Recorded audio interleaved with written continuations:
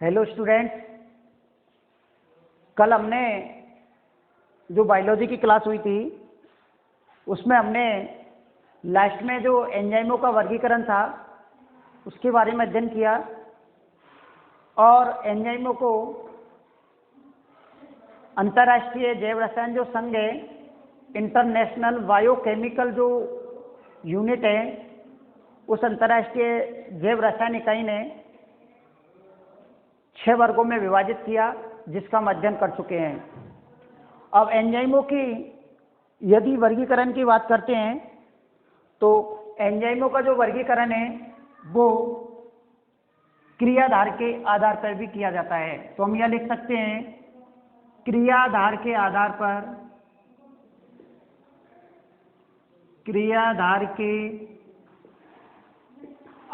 पर एंजाइमों का वर्गीकरण। एंजाइमों का वर्गीकरण किसके आधार पर है? क्रियाधार के आधार पर एंजाइमों का वर्गीकरण। क्रियाधार के आधार पर एंजाइमों का वर्गीकरण कैसे करते हैं कि जो क्रियाधार होता है उस क्रियाधार के अंत में एज प्रत्यय लगा देते हैं। क्या लगा देते हैं? एज प्रत्यय। कैसे? देखो मैं लिख रहा हूं यहां पर, इस प्रकार के नामकरण में क्रियाधार के अंत में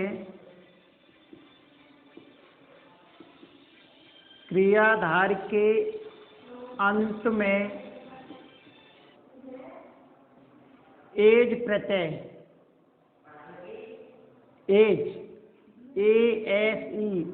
एज प्रत्यय लगा देते हैं। कौन सा प्रत्यय लगा देते हैं? एज प्रत्यय। जैसे माना हमारे पास कुछ क्रियाधार है, एग्जाम्पल देखो। जैसे हमारे पास क्रियाधार है माल्टोज,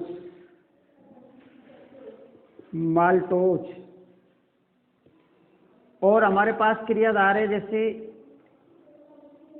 सुक्रोज। माल्टोज हो गया, सुक्रोज हो गया, और ले लेते हैं हम एग्जाम्पल गैलेक्टोज।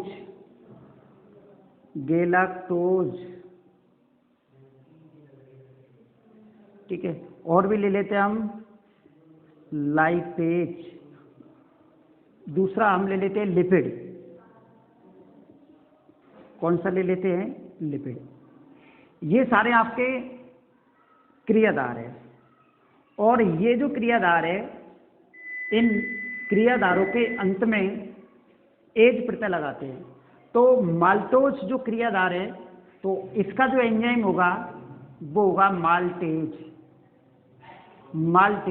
तो कौन सा प्रत्यय लग गया? Ase, maltase. इसी प्रकार से इसमें जो एंजाइम होगा, इसमें सुक्रोज में वो होगा सुक्रेज, एज प्रत्यय। गैलेक्टोज की बात करें तो कौन सा एंजाइम है? गैलेक्टेज। और लिपिड की बात करें तो उसमें है आपका लाइपेज। कौन सा है? लाइपेज। ये सारे आपके एंजाइम है और ये आपके क्या है? क्रियाधार है। तो नामकरण अगर देखा जाए तो क्रियाधार के अंत में एज लगा करके और ये जो एंजाइम है इनका वर्गीकरण किया जाता है, इनका नामकरण किया जाता है। जैसे माल्टेज, सुक्रेज, गैलेक्टेज, लाइपेज। तो क्रियाधार के आधार पर भी हम एंजाइमों का वर्गीकरण कर सकते हैं। किसके आधार पर? क्रियाधार के आधार पर। और एक लास्ट है जो आपका इस लेसन में, वो है रासायनिक क्रिया के आधार पर। रासायनिक क्रिया उत्प्रेरित करने के आधार पर, रासायनिक क्रिया उत्प्रेरित करने के आधार पर या उत्प्रेरित क्रिया के आधार पर कह सकते हैं। तो यहां पर दूसरी जो हेडिंग होगी वो होगी रासायनिक क्रिया के आधार पर। रासायनिक क्रिया के आधार पर, रासायनिक क्रिया के आधार पर। अगर हम देखा जाए तो रासायनिक क्रिया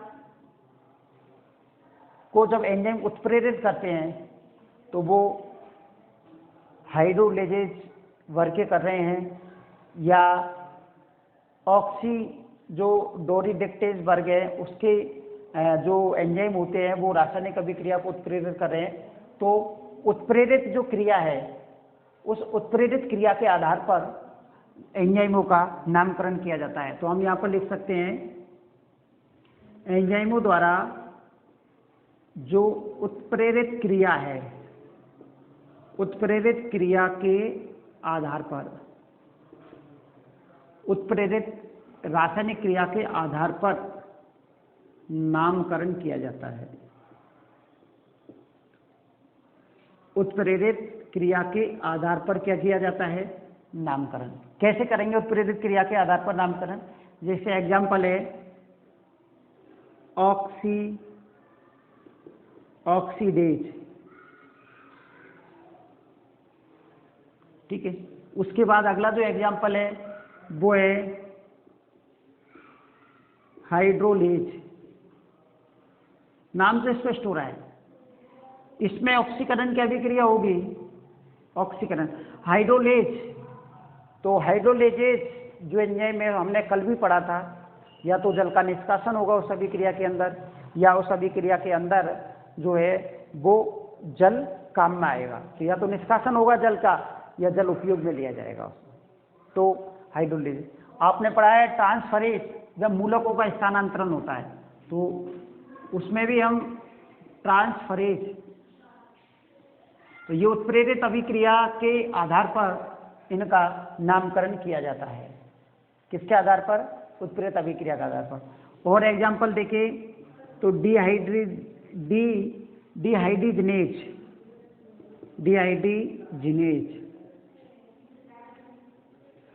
तो dehydrogenase, oxidase, hydrolase, transferase. Oxidase dehydrogenase कहलाता है कि जब जल का निष्कासन हो रहा है उस अभिक्रिया में, वो डिहाइड्रोजिनेज। जिसमें जल उपयोग में आ रहा है हाइड्रोलेज, ऑक्सीकरण, ऑक्सीडेज, ट्रांसफरेज, स्थानांतरण हो रहा है मूलकों का, तो वो ट्रांसफरेज हो जाता है। तो ये यहाँ पर रासायनिक क्रिया के आधार पर दिए। सबसे मोस्ट जो है ना आपका वर्गीकरण, वो जो IBU जो यू है, अंतर्राष्ट्रीय जैव रसायन संघ, जिसने 6 वर्गों में बांटा है, वहां से बोर्ड क्लास में एक क्वेश्चन आएगा आपको, ठीक है। 1 नंबर का क्वेश्चन आएगा उस जो कल हमने जो टेबल बनाई थी एक, जिसमें IUPAC ने 6 वर्गों में उसमें विभाजित किया है, तो वहां उस टेबल को अच्छी तरह से आप याद कर लेना। उसमें से 1 अंक का तो आएगा ही आपको, और 1 अंक का क्वेश्चन आता है, छोटा क्वेश्चन बनेगा, या तो किसी वर्ग का नाम पूछेगा कि एंजाइम कौन से वर्ग का काम में लिया जाता है, या रासायनिक अभिक्रिया का नाम देते हुए एंजाइम का नाम पूछेगा कि ऑक्सीकरण अपचयन अभिक्रिया को कौन सा एंजाइम है जो उत्प्रेरित करता है, एक एंजाइम का नाम बताइए। इस प्रकार से क्वेश्चन करेगा। तो सभी स्टूडेंट्सों को इस बात को विशेष ध्यान रखना है। अब आपका ये जो एंजाइम वाला जो अध्याय है वो आपका समाप्त हो चुका है। कुछ बच्चों की एक शिकायत थी कि जो सक्रियण ऊर्जा है कि साहब उसको दोबारा से बताओ, तो मैं यहाँ पर रिपीट कर रहा हूँ। आपकी जो सक्रियण ऊर्जा जो चैप्टर था जो आप पहले पढ़ चुके थे, उसको दोबारा से मैं रिपीट कर रहा हूँ। सक्रियण ऊर्जा, सक्रियण ऊर्जा कौन सी ऊर्जा है बेटा? सक्रियण ऊर्जा। जब कोई भी रासायनिक अभिक्रिया प्रारंभ होती है तो प्रारंभ करने के लिए, उस रासायनिक अभिक्रिया को आरंभ करने के लिए कुछ ऊर्जा की आवश्यकता होती है, और वो जो आवश्यक ऊर्जा है अभिक्रिया को प्रारंभ करने के लिए, वो आवश्यक ऊर्जा ही कहलाती है संक्रियन ऊर्जा। तो हम कैसे बोलेंगे परिभाषा? अभिक्रिया आरंभ करने के लिए, अभिक्रिया आरंभ करने के लिए, अभिक्रिया आरंभ करने के लिए आवश्यक ऊर्जा की मात्रा या आवश्यक ऊर्जा, अभिक्रिया आरंभ करने के लिए आवश्यक ऊर्जा को कौन सी ऊर्जा कहते हैं? संक्रियन ऊर्जा। कौन सी ऊर्जा बोलते हैं? संक्रियन ऊर्जा कहते हैं। माना इधर देखो, ये हमारे पास क्रियाधार है, और क्रियाधार जो है वो चेंज होता है क्रियाफल में। अब होता क्या है कि क्रियाधार जब क्रियाफल में चेंज होता है, तो ये जो क्रियाधार है, तो जब ये अभिक्रिया प्रारंभ में आरंभ होगी, तो उस आरंभ के लिए इसे कुछ ऊर्जा की आवश्यकता होती है क्रियाधारकों को, और क्रियाधारकों को जब वो ऊर्जा मिल जाती है तो ये क्रियाधार परिवर्तित हो जाते हैं किसमें? क्रियाफल में। लेकिन होता क्या है कि जो एंजाइम होते हैं, अगर एंजाइम की उपस्थिति है, तो एंजाइम जब उपस्थित हो जाते हैं तो एंजाइम क्या करते हैं कि क्रियाधारकों की जो संक्रियन ऊर्जा है, इस संक्रियन ऊर्जा को कर देते हैं कम, और जब कम संक्रियन ऊर्जा हो जाती है क्रियाधारकों की, तो क्रियाधार कम संक्रियन ऊर्जा पर ही क्रियाफलों में परिवर्तित हो जाते हैं, क्योंकि फिर इनको ज़्यादा आवश्यकता नहीं पड़ती। तो केवल एंजाइमों की उपस्थिति में सक्रियन ऊर्जा कैसी हो जाती है? कम हो जाती है, और कम सक्रियन ऊर्जा पर ही क्रियाधार क्रियाफलों में परिवर्तित हो जाते हैं। जैसा कि हमने उस दिन ग्राफ से भी देखा था, जैसे माना इधर ये आपकी क्रियाधार की दर है, क्रियाधार की दर, और इधर आपकी हो गई यहाँ माना ये संक्रियन ऊर्जा, संक्रियन ऊर्जा, इसको विभव ऊर्जा भी कहते हैं, हम विभव ऊर्जा भी ले सकते हैं, विभव ऊर्जा। अब माना कोई अभिक्रिया एंजाइम की अनुपस्थिति में हो रही है, तो एंजाइम की अनुपस्थिति में जब कोई अभिक्रिया होती है तो संक्रियन ऊर्जा का मान ज़्यादा आता है।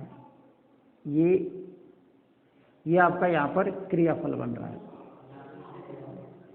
यहाँ पर जो ये अभिक्रिया है, ये एंजाइम की अनुपस्थिति में हो रही है, चूंकि जो सक्रियन ऊर्जा है उसका मान अधिक दिखाई दे रहा है, क्योंकि ये जो अभिक्रिया है वो एंजाइम की किस में है?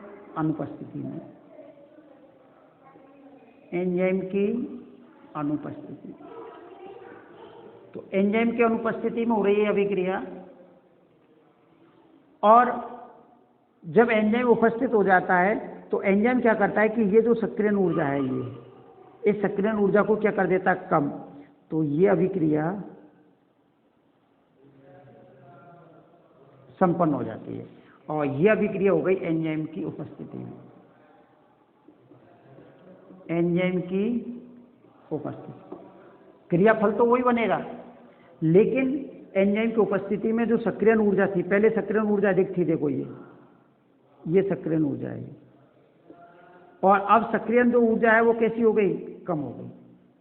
तो एंजाइम जो होते हैं वो क्रिया कारकों की या क्रियाधारकों की सक्रियन ऊर्जा को कम कर देते हैं, जिससे जो क्रियाधार है वो कम संक्रियन ऊर्जा पर क्रियाफलों में परिवर्तित हो जाते हैं। तो ये आपका सक्रियन ऊर्जा हो गया। अब तो आ गया आपके समझ में। ये बहुत मोस्ट है, जो सक्रियन ऊर्जा वाला चैप्टर है ना, ये जो ग्राफ है इसको आप अच्छी तरीके से पढ़ लेना, बहुत ही मोस्ट है ये। बोर्ड क्लास की ओर से देखा जाए तो बोर्ड क्लास के मैथ से ये बहुत ही मोस्ट पॉइंट है आपका सक्रियन ऊर्जा वाला।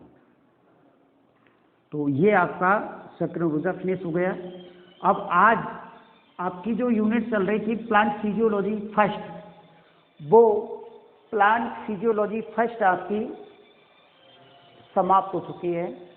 इसमें जो लेसन थे हमने सारे का अध्ययन कर लिया है।